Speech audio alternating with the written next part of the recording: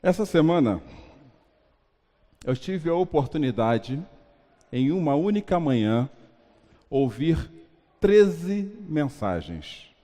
13 pessoas diferentes, de localidades diferentes do nosso Brasil, falando uma mensagem de 10 minutos cada.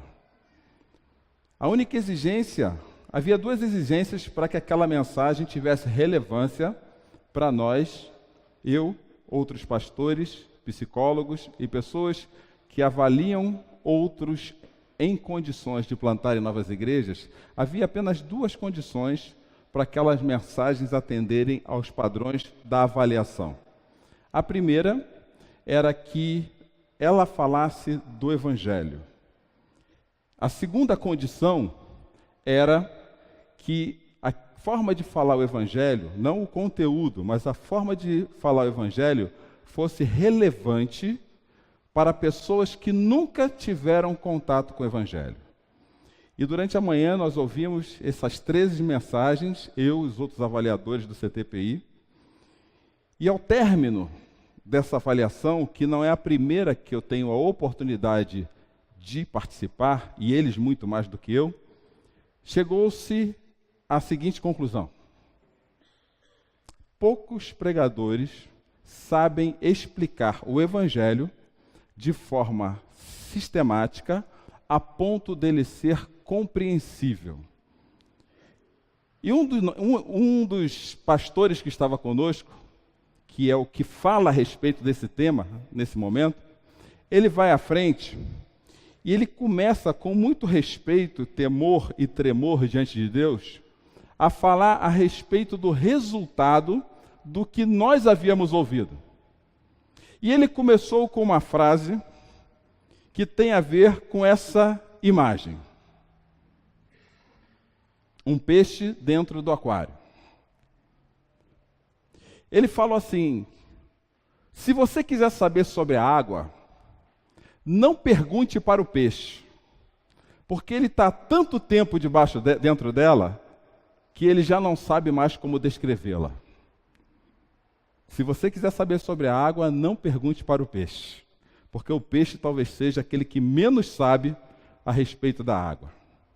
O que ele quis dizer com isso é que, nessa ilustração, trazendo para o objetivo do nosso encontro, que nós hoje, pessoas que foram alcançadas pelo Evangelho, estamos perdendo, ou perdemos ao longo da nossa caminhada, a noção daquilo que nos conquistou o coração. E nos prendemos a inúmeras questões no ambiente da igreja, ou até da minha própria opinião particular a respeito da igreja e das suas questões. Como eu disse, por exemplo, na mensagem passada, quando Keller ele fala que os 3 maiores ídolos da igreja contemporânea são: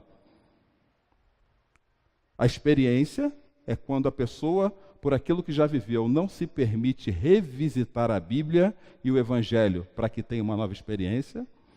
A doutrina, no sentido de quando pessoas defendem mais sua doutrina e seus usos e costumes do que as experiências novas que o Evangelho pode trazer para a sua vida. E o terceiro o ídolo que ele fala que é um ídolo da igreja contemporânea é o consumismo. Quando pessoas vão à igreja mais preocupadas em dar do que receber, onde a igreja, pela sua lógica criada pelo Mestre Senhor Jesus, deveria ser um lugar muito mais disposto a doar do que a receber algo de alguém ou até de Deus. Nós nos perdemos dentro dessa mistura eclesiástica, desse fast food, desse vasto menu de igrejas, e com o tempo foi-se saindo da gente a paixão, o amor e a motivação por o que na verdade é o poder de Deus que transforma vidas, que é o Evangelho do Senhor Jesus. Nesse menu de igrejas, onde nós optamos por aquilo que nos é mais agradável na maior parte das vezes, nos tornamos muito parecidos, mas muito parecidos, muito próximos, a representantes desse filme, que eu creio, dessa série de filmes, que eu creio que pelo menos você já ouviu algum dia na sua vida. nós nos tornamos zumbis espirituais. Famintos, com fome de alguma coisa que sacia a nossa fome espiritual, uma vez que aquilo que realmente nos alimenta com profundidade de alma e de vida, que é o Evangelho, já se perdeu lá nos primeiros dias de conversão. E hoje eu trago para vocês, dentro dessa série que o Jackson explicou, que já vai pelo seu 2º mês e termina esse mês, onde a proposta dela é ressignificar a nossa espiritualidade, essa é a proposta da série, e a proposta dela é que essa espiritualidade seja ressignificada a partir do que Deus espera da igreja na carta de Apocalipse, nos seus capítulos 2 e 3, entendendo que os capítulos 2 e 3 de Apocalipse tratam de uma percepção que Deus traz para você, cristão, e para mim, na ótica da igreja como um todo. E quando eu falo de igreja, eu não estou falando da denominação daqui, aquela ou acolá, mas as pessoas que foram alcançadas por esse evangelho. Dessa vez, Jesus escreve ao anjo da igreja de Sardes, e ele fala o seguinte: ao anjo da igreja em Sardes, escreva: estas são as palavras daquele que tem os 7 Espíritos de Deus e as 7 estrelas. Conheço as tuas obras, você tem fama de estar vivo, mas está morto. Esteja atento, fortaleça o que resta e que estava para morrer, pois não achei suas obras perfeitas aos olhos do meu Deus. Lembre-se, portanto, do que você recebeu e ouviu. Obedeça e arrependa-se. Mas se você não estiver atento, virei como um ladrão e você não saberá a hora que virei contra você. No entanto, você tem aí em Sardes uns poucos que não contaminaram as suas vestes. Eles andarão comigo, vestidos de branco, pois são dignos. O vencedor será igualmente vestido de branco. Jamais apagarei o seu nome do livro da vida, mas o reconhecerei diante do meu Pai e dos seus anjos. Aquele que tem ouvidos, ouça o que o Espírito diz às igrejas. Sardes também é uma das principais igrejas da Ásia, uma igreja conhecida também pelo volume de pessoas que ali transitava. E o anjo do Senhor fala ao anjo da igreja a respeito de características dessa igreja, às quais ela precisa dar atenção para que ela ressignifique a sua espiritualidade. E aqui ele começa com uma afirmação muito contundente, que eu gostaria que você fizesse uma reflexão pessoal e própria no seu coração a respeito dessa afirmação. Ele diz assim: uma igreja pode estar trabalhando e estar morta. Uma igreja pode estar trabalhando e estar morta. Ele começa a falar para a igreja de Sardes, dizendo o seguinte: conheço as tuas obras, você tem fama de estar vivo. Então Sardes provavelmente era uma igreja que trabalhava muito, que se dedicava às obras do Senhor Jesus Cristo. Sardes era uma igreja empenhada em cumprir as suas tarefas. Sardes era uma igreja dedicada à sua agenda dominical, se fosse no contexto de hoje. Ou seja, Sardes era uma igreja que aos olhos comuns estava fazendo exatamente aquilo que Deus pediu a ela. Mas o texto não para aí. Apesar de você ter fama, de ter toda essa visibilidade, ou como Jackson disse, quando olham no Facebook, vem uma igreja cheia, uma igreja animada, na verdade vocês não estão vivos. Ele diz: vocês estão mortos. Uma igreja pode ter cara de viva, mas estar morta. Uma pessoa que se diz cristã pode postar coisas de quem está vivo, mas estar espiritualmente morto. E esse tema trazido por João não é uma particularidade dele. O próprio Jesus constrói esse paradigma, ou constrói esse conceito lá em Mateus capítulo 7, quando no versículo 21, ele mesmo diz o seguinte: nem todo aquele que me diz Senhor, Senhor, entrará no reino dos céus, mas apenas aquele que faz a vontade do meu Pai que está no céu. Ou seja, Jesus está dizendo que uma igreja pode trabalhar muito e não fazer a vontade de Deus. Eu preciso deixar claro aqui para a gente que quando Jesus fala não entrará nem todo que me diz Senhor, Senhor entrará no reino dos céus, ele não está falando que a nossa salvação está condicionada a essa percepção particular a partir de mim de quem é Deus. Mas ele está dizendo que quem foi alcançado pelo Evangelho do Senhor Jesus sabe exatamente por que dos seus lábios sai Senhor, Senhor. É disso que Jesus está fazendo. E que tem muita gente que pode estar trabalhando firme aí na igreja, mas na verdade, esqueceu-se de fazer uma coisa que é fundamental. E é o que o próprio Jesus diz na continuidade do texto. Mas apenas aquele que faz a vontade do meu Pai que está nos céus. É só esse que pode me chamar de Senhor, Senhor de Jesus com propriedade. Para você entender que para que eu possa fazer algo para o reino de Deus, ou para Deus, para o próprio Jesus, ou através da igreja com relevância, existe algo que precisa começar antes no nosso coração, que é a consciência de qual é a vontade de Deus para a nossa vida. Talvez fique mais claro para nós por que Tim Keller levanta aqueles 3 ídolos antes. Porque talvez a sua fome pela experiência, a sua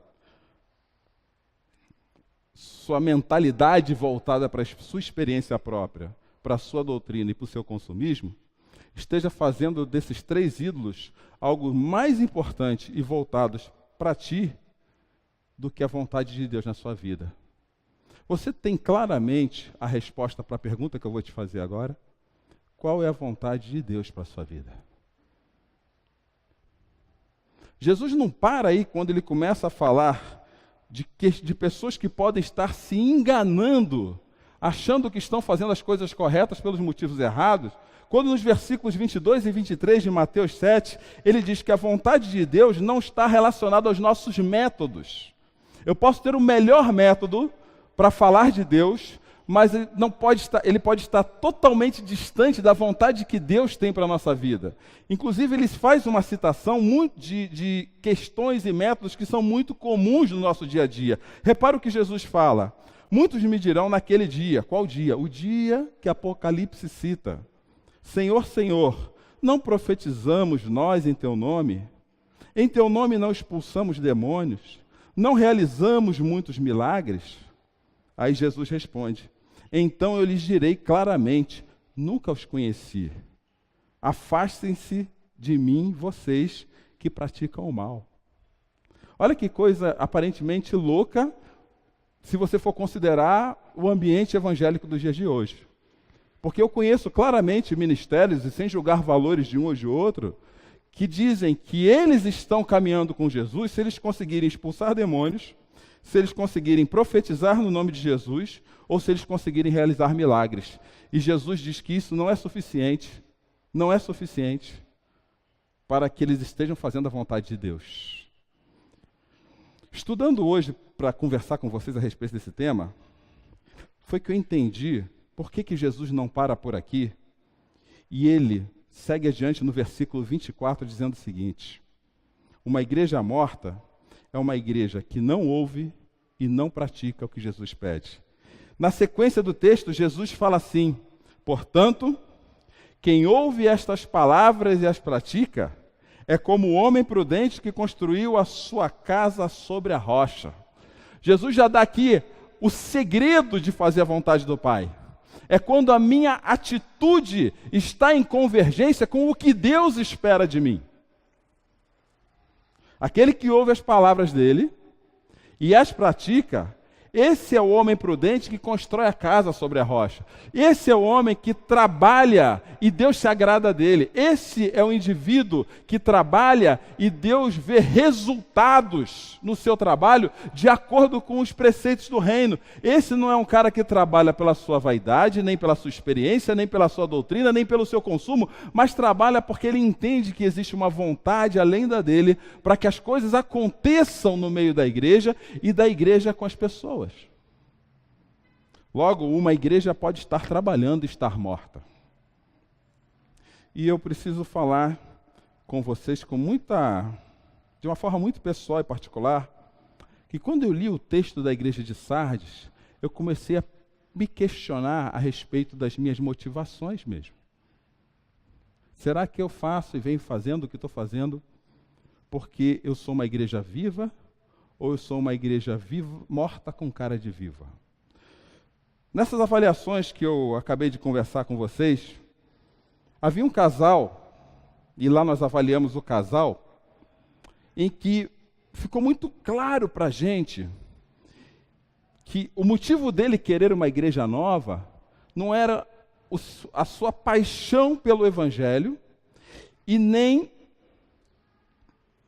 a vontade de que pessoas novas sejam alcançadas por esse Evangelho. Esse casal, ele havia sofrido uma ruptura com a sua igreja anterior, por questões que ele julgava não estarem corretas na igreja, questões pessoais, particulares suas, e isso levou eles a entender que, a partir daí, eles deveriam plantar uma nova igreja. Esse assunto soou estranho aos meus ouvidos e dos outros avaliadores, e quando nós os chamamos de volta, nós perguntamos para eles com muita propriedade. E eu estou falando de pastores ordenados, viu? Eu não estou falando de membros de igreja. E nós falamos com muita humildade e muito amor pela vida deles. Vocês querem fazer isso porque vocês entendem que Jesus os amou e está enviando vocês para levar a mensagem do Evangelho a pessoas que não conhecem, ou porque vocês querem ter uma igreja que vocês não conseguiram ter na igreja anterior? E me surpreendeu quando aquele homem baixou a cabeça, maior do que eu, e os olhos encheram d'água, e falaram assim: Cláudio, esse tem sido o meu maior questionamento. Se eu estou querendo uma igreja nova, porque o Evangelho de Jesus me leva a falar do amor de Deus para outras pessoas, ou é porque eu estou insatisfeito com onde eu estou? E ele entendeu que se o motivo fosse o segundo, esse seria o pior motivo para eles começarem uma igreja nova. E isso não acontece, meus amigos, no nível de pastores, não. Isso acontece no nosso nível como cristãos também. O que realmente faz sentido ao nosso trabalho na igreja? Porque eu só conheço duas coisas que são marcas de uma igreja viva e que trabalha como uma igreja realmente viva. O primeiro é que uma igreja viva é aquela que conhece e reproduz o Evangelho. Uma igreja viva é aquela que conhece e reproduz o Evangelho. E eu preciso tirar do nosso coração o engano de que a Bíblia é o Evangelho.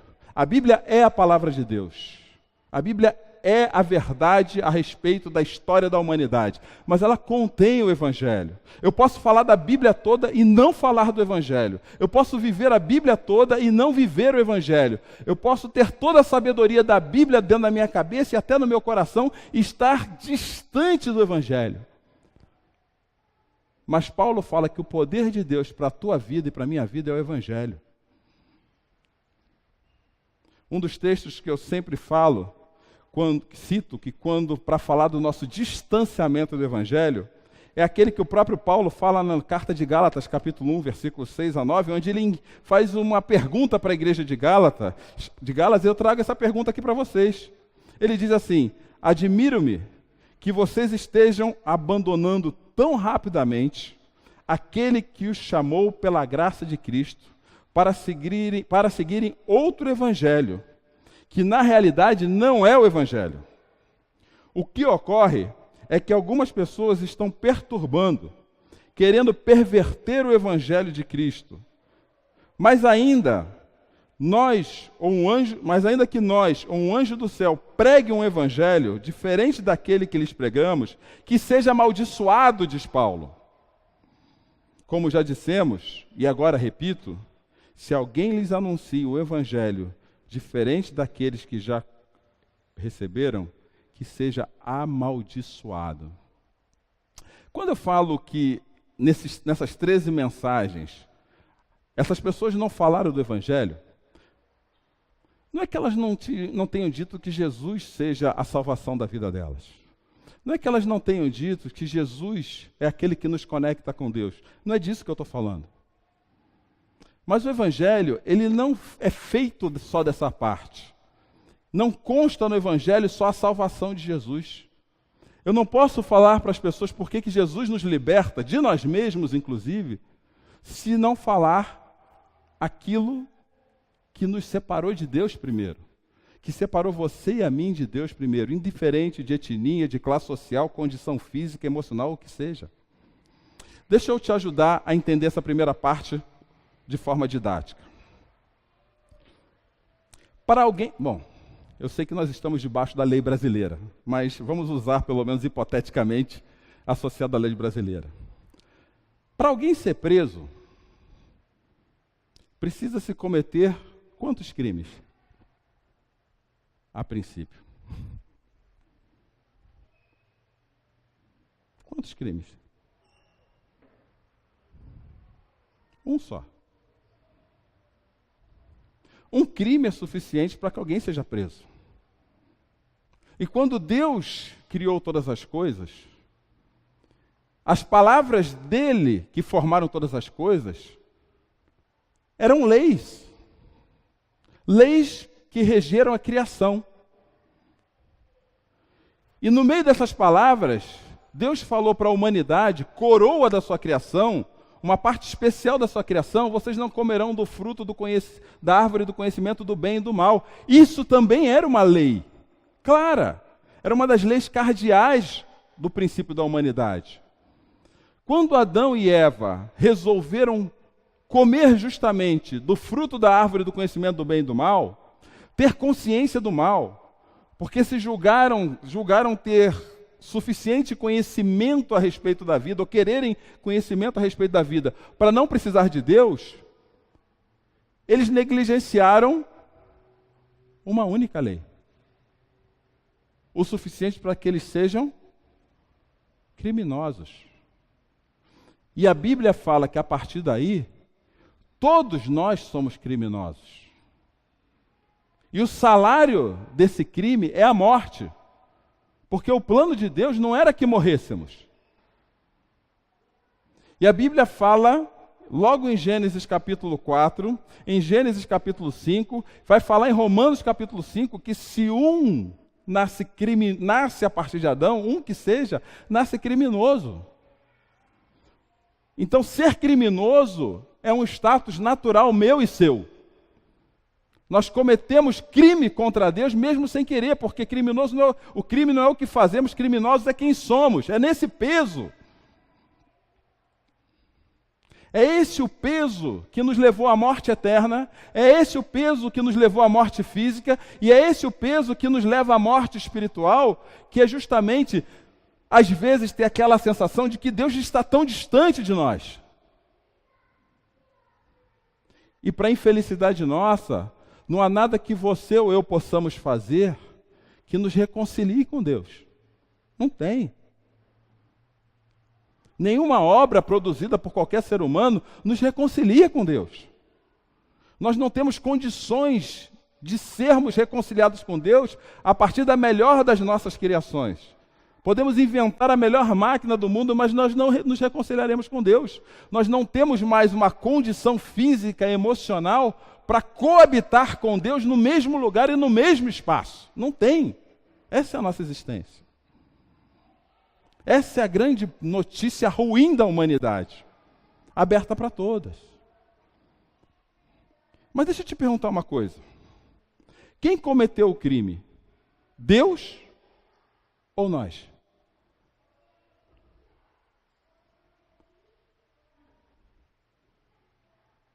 Se foi Deus, nada menos correto do que ele pague por esse crime, para que seja justa a lei. Se formos nós, nada menos correto que nós paguemos por esse crime, para que seja justa a lei também. Hoje eu ouvi uma palavra muito interessante, onde um pastor fala assim, engraçado, né?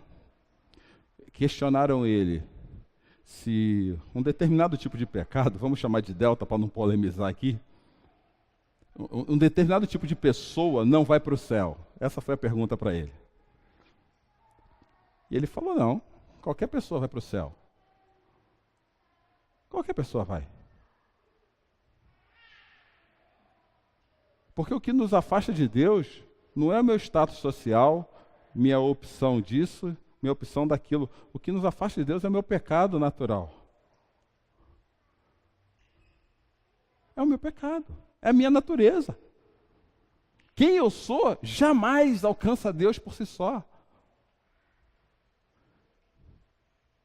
Eu acho que se alguém se dá glória por algo que faz o que é, esquece, porque não existe essa glória pessoal para ninguém. Como fomos nós que sofremos, que infringimos a lei, nós deveríamos sofrer a morte, mas Deus, na pessoa de Jesus, na sua glória, ele se reduz à forma humana. Ele se minimiza à forma humana.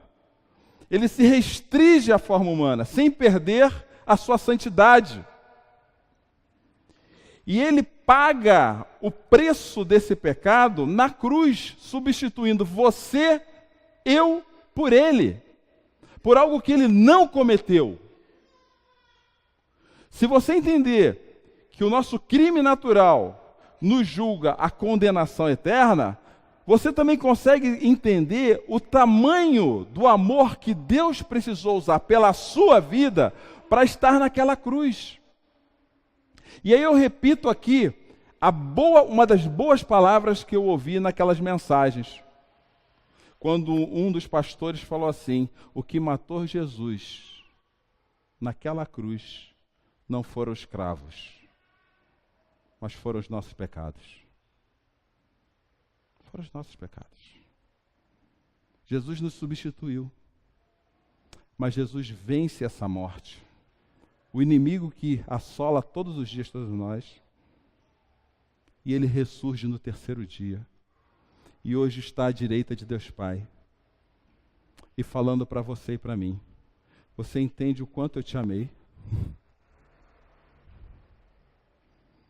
Você entende o quanto eu te amei? Se você entender isso com clareza, basta crer com o coração e confessar com a sua boca, e você será salvo.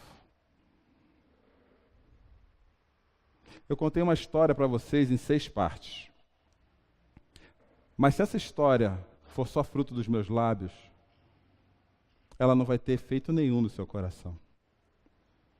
Mas se o Espírito Santo de Deus, que está aqui essa noite, estiver falando junto comigo, essa história vai incomodar o seu coração. Vai incomodar o seu coração, talvez de forma tão profunda, ou até mais, do que a tragédia que nós assistimos essa semana com crianças numa escola de Minas Gerais. Porque quem morre no nosso lugar é Deus. Uma igreja viva conhece e reproduz o Evangelho. A segunda marca de uma igreja viva é que uma igreja viva está engajada na sua missão.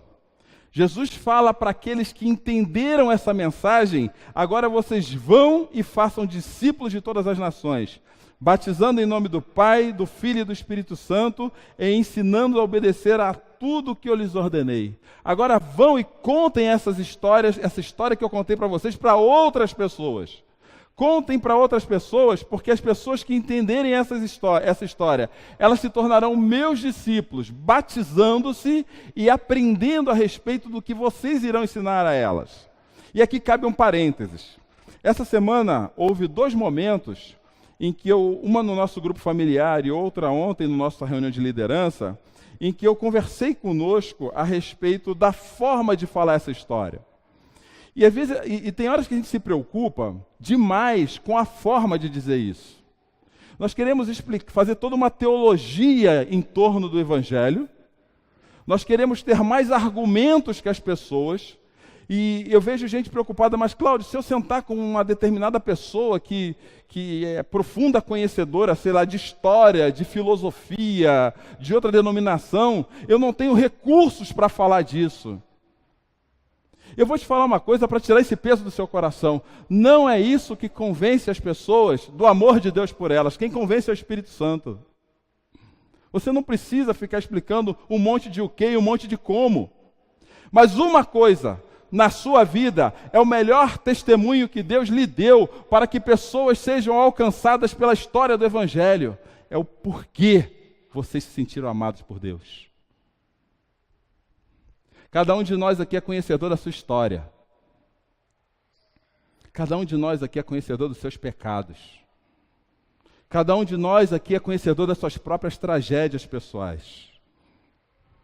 E cada um de nós que foi alcançado por esse Evangelho sabe o quanto Deus nos amou para nos libertar dessas tragédias pessoais. Hoje, quando alguém me pergunta, seja do mais humilde intelectualmente ao mais letrado, Cláudio, por que você é cristão? Eu começo a contar a história de quem eu era. Cara, eu sou porque, se você conhecesse as coisas que eu já fiz na vida, talvez você não quisesse nem estar do meu lado aqui hoje. As maldades que eu já fiz para as pessoas, as tragédias que eu já provoquei. Mas um dia Deus olhou para mim e falou, Jesus morreu por isso. Se você aceitar esse Jesus, toda essa sua história vai ser cravada na cruz. Toda a cédula de dívida da sua história vai ser cravada na cruz. E você pode viver a vida com a leveza do Evangelho. E talvez com o peso de se tornar discípulo de Cristo conforme o Evangelho. Para que não seja uma igreja morta, com cara de viva. Uma igreja viva é uma igreja que conhece o Evangelho e uma igreja que proclama o Evangelho. E a melhor maneira de proclamar o Evangelho é falando para as pessoas por que nos sentamos aqui. Por que vivemos uma forma de vida diferente. Por que nós temos valores diferentes. Isso não é do Cláudio. Isso não é do Galpão, gente. Isso é do Evangelho do Senhor Jesus Cristo. Por isso, na carta de Apocalipse, o anjo diz ao anjo da igreja o seguinte, está certo, conheço as tuas obras, você tem fama de estar vivo, mas está morto. Mas esteja atento, fortaleça o que resta. Eu quero nos convidar essa noite a fortalecer nos nossos corações o que resta desse Evangelho. Porque, em segundo lugar, nesse texto, uma igreja morta, sim, ela pode voltar a ser viva. E o anjo fala que a fórmula de voltar a ser viva são 3 atitudes que precisamos tomar nas nossas vidas a partir de hoje. Primeiro, lembre-se, portanto, do que você recebeu e ouviu. Lembre-se do Evangelho que te alcançou. Lembre-se do amor de Deus por você. Lembre do sacrifício de Jesus pela sua vida. Lembre-se do sangue do Deus encarnado na história, pregado na cruz. Lembre-se disso todos os dias, toda hora, o quanto você foi amado, porque isso vai vivificar a chama do seu coração e o amor pelo Evangelho e o amor pela obra de Deus. A segunda ordem é obedeça. Não existe caminhada cristã sem obediência. Não existe caminhada cristã sem a clareza e a clarificação dos valores de Cristo na nossa vida. Não existe verdade absoluta para a vida cristã diferente do que Cristo diz que devemos ser. Da luta do novo pelo velho. Da busca por valores elevados da vida a partir daquilo que Cristo diz que eles são. Não existe cristão sem Cristo. Não existe cristão sem batismo. Não existe cristão sem evangelho. Não existe cristão sem mandamentos de Deus claros para a sua vida. Ontem, na reunião do nosso grupo, nós conversávamos um pouco a respeito da lei e da graça. E me parece que, para algumas pessoas, a existência da graça anula a função da lei.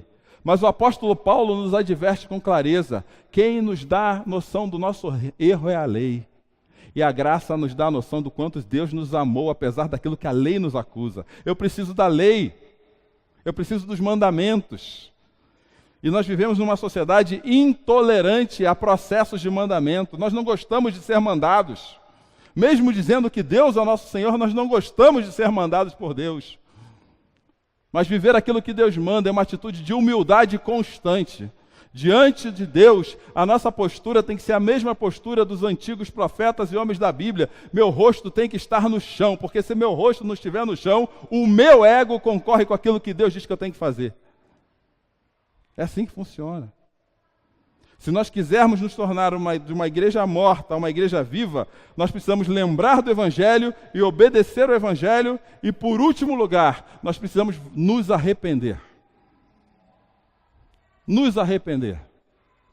Todos os dias nós precisamos nos arrepender. Todos os dias. Existe um engano gospel de que o único arrependimento que a gente tem que ter na vida é aquele no dia que a gente se batizou. Isso é errado. Aquele arrependimento realmente é o único que você precisa para ser salvo. Mas diante de Deus nós temos que nos arrepender todo dia. A palavra arrependimento, falo mais uma vez, ela vem da palavra grega metanoia. Meta é além de. Noia, não é o noiado não, tá? Noia é a nossa mente.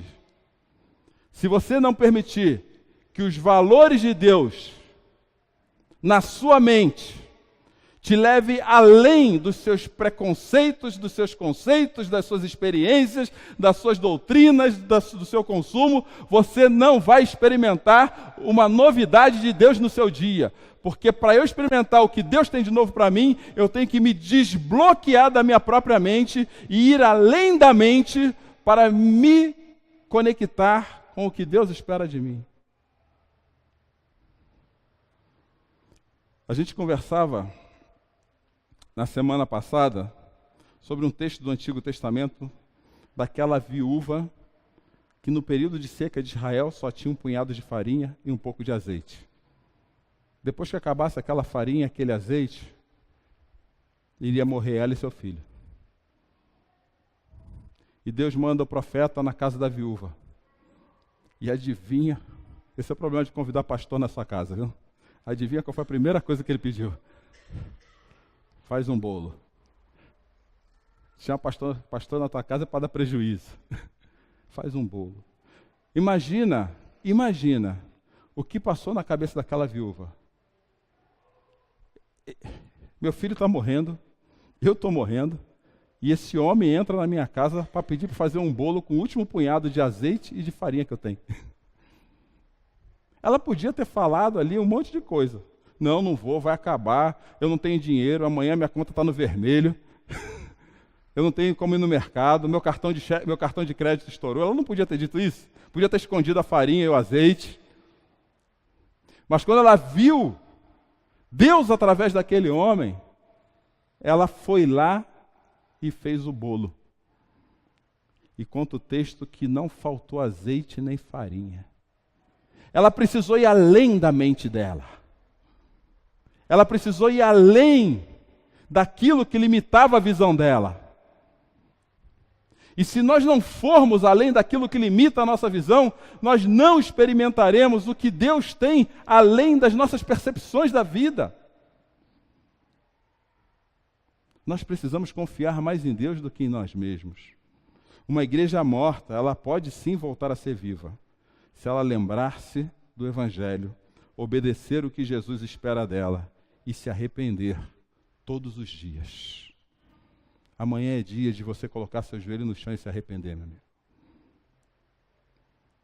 Amanhã é dia de você acordar com uma oração de arrependimento, uma oração de metanoia.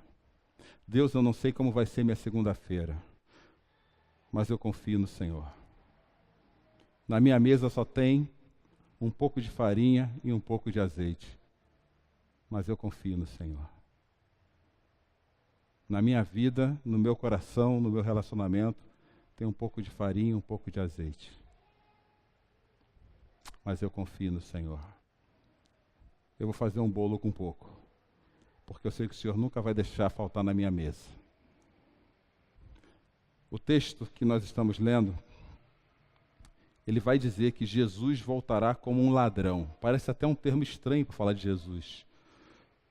Mas a volta de Jesus, apesar de anunciada, no dia não vai ser uma volta que será feita diante de festa. Quando nós mesmos nos percebermos, Jesus estará aqui de novo. E quando ele vier, ele virá como um ladrão. Ele virá no sorrateiro da nossa segurança, como Paulo falou na primeira carta a Tessalonicenses, capítulo 5, versículos 2 e 3. Porque vós mesmos sabeis muito bem que o dia do Senhor virá como um ladrão de noite. Agora reparem o que Paulo está dizendo para a gente agora.